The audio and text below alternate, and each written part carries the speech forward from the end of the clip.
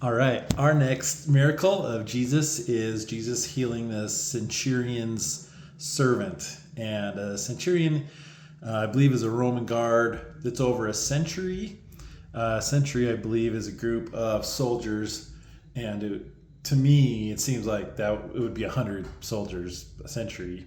I don't know exactly, though, because as you probably learned from me doing these, there's way more that I don't know than I do know. But so we're talking about a Roman soldier, someone who is not Jewish, someone who should not be believing in Jesus. But it's an awesome story. So we've got this, I think it was in Matthew and Luke. We're going to go mostly from Luke today. Luke chapter 7. Beginning there, Jesus comes into Capernaum. Centurion's servant, so it was a servant of this Roman soldier who's over a bunch of people.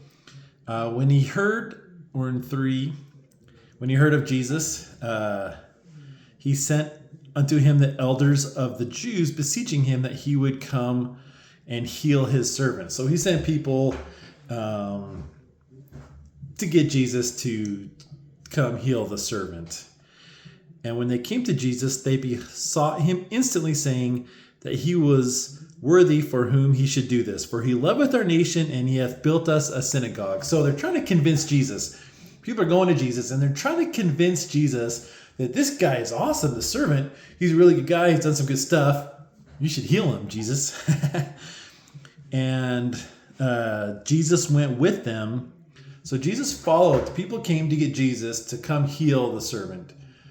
Jesus gets close to where the servant is, and this is where it gets cool. When he was not far from the house, the centurion sent friends to him, saying, so the centurion sent people to get Jesus to come. Now Jesus is almost there. Now he sends his buddies to go intercept Jesus on the way there.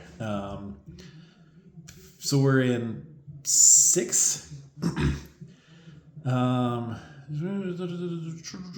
I am not worthy that thou shouldst enter my roof. Wherefore, neither thought I myself worthy to come unto thee, but say in a word, and my servant shall be healed.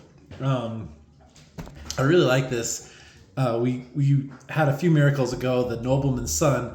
The nobleman went a long way, talked to Jesus to have his son healed. Now the centurion, he is saying he did not feel worthy to go to Jesus. He didn't even feel worthy. So he had other people go talk to Jesus to ask for this healing to be done. Now that Jesus is almost at his house, he sends friends to go intercept Jesus because he does not feel worthy to have Jesus in his house. He knows that Jesus can heal the servant, and he does not feel worthy that he should enter his house. And he didn't even feel worthy to go talk to Jesus in person. That is awesome. He didn't even feel worthy, but he knows, even not feeling worthy to have Jesus in his house or to go talk to Jesus, he knows that Jesus can heal the servant. So we're in 8. I am a man set under authority. He talks about he's the centurion. He can command people to do whatever, and they do it. And when Jesus heard these things, he marveled at him and turned him about and said unto the people that followed him, I say unto you, I have not found so great faith, no, not in Israel. I think that is so awesome. So Jesus is saying, I haven't seen so much faith as a Roman soldier who's not Jewish, who shouldn't be believing in Jesus, that this person has more faith than anyone else that he has encountered in Israel, which is such a crazy thing. I think that he found so much faith in this centurion who shouldn't be believing in him. And I've thought a lot about this, and I don't know why that is, why this person would have so much more faith than other people who have been studying their whole lives to find Jesus, and someone who hasn't had that upbringing has more faith. And I think in the end, for me, it's that the centurion, this soldier's faith was very simple. I think that he just knew that Jesus had some divine gift and power and could heal people. That's it. And I think if you've been brought up learning about Jesus and what Jesus would do when he comes, how he's going to he's going to rule the nation and he's going to do all this stuff and he's going to deliver the nation. A lot of military aspect in there. They have all these expectations of Jesus, and maybe the Jesus that they see in real life doesn't align with what they were hoping for from Jesus when he would come. The soldier, he doesn't know any of that. He just knows Jesus heals people and he's not worthy to be in his presence. Gosh, it's so awesome. And then we go down to 10, and they that were sent, turning to the house, found the servant whole that had been made sick. Matthew tells a little, the two accounts they give different detail. They don't contradict each other, but they give different detail, which is really cool. And the Matthew version says your servant is healed, go home. He's healed, which is much like the nobleman's son when Jesus told him to go home. Your son is healed. Same thing here. They come out. Jesus is on his way to his house. They stop him from going to his house because he doesn't feel worthy. And then Jesus heals him without going there. And that's so interesting to me, because Jesus, from the moment, the very first that he spoke with the servants that came to talk to Jesus, Jesus could have healed the servant from far off. Instead, he went to the Roman soldier's house.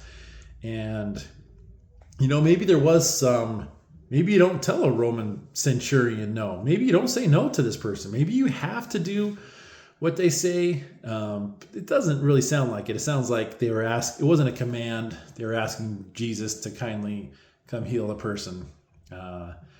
So I think there was some choice, but I love that Jesus was following what they were asking him to do, to come to the house to heal someone. So Jesus was on his way to the house, and then they asked if they said they didn't feel worthy, and Jesus healed the person without going there.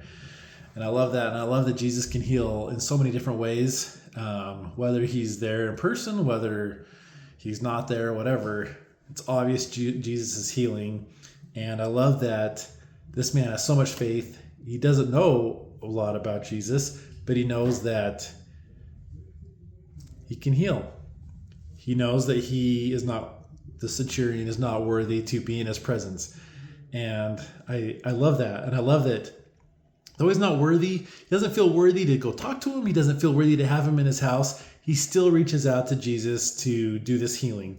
He loves the servant so much that he still reaches out and does whatever he can to have that person healed. And I love the simple faith that soldier has, and being able to reach out. I'm sure that doesn't look good for a Roman leader like that to reach out to Jesus like that.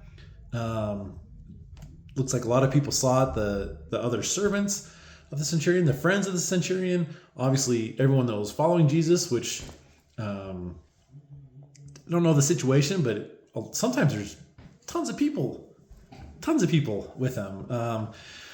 Doesn't sound like you might have had tons of people. It might have been a little more small gathering, but I don't know. But the fact that he just had that faith, and I love it.